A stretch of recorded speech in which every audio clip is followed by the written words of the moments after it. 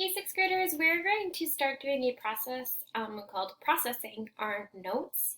And all that means is that we are going to look back at the notes that we took and the notes that we completed in class so that we can remember them better. We've talked about this a little bit in science so far this year, but we know that the more that we read things, the more that we look at them, the better that we will remember them. So we are going to use that process to go back and look at the notes that we completed last week.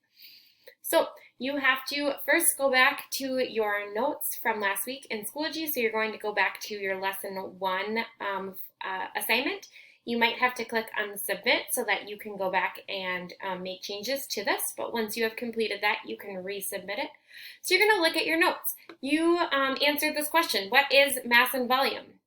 This weekend, while you were working during other classes, did you think of something else that you wanted to add to these notes? Did you think about what mass and volume are? Do you have a better idea? If you do, you can come up here, click a text box, and you can add information to your notes.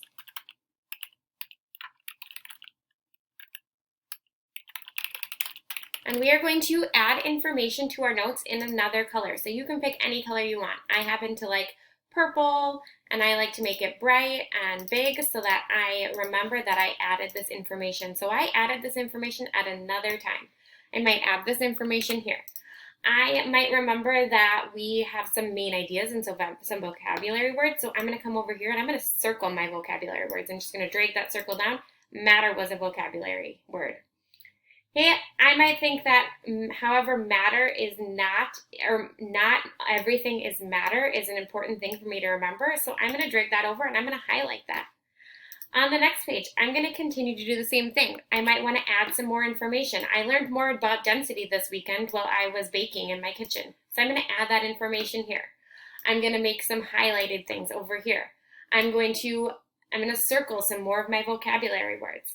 I might take some time to look at some of these links that are in here to get some more information that I might want to add. Okay, this is what we are going to do for our question of the day. So you're going to complete this, and your teachers are going to go back and they're going to look and see if you actually did some of these. At the very end, you want to complete that summary section.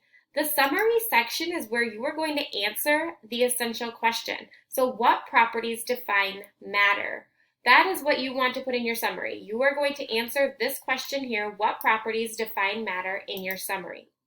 When you are done, you can go ahead and click submit to resubmit this to us, and we will take a look at it.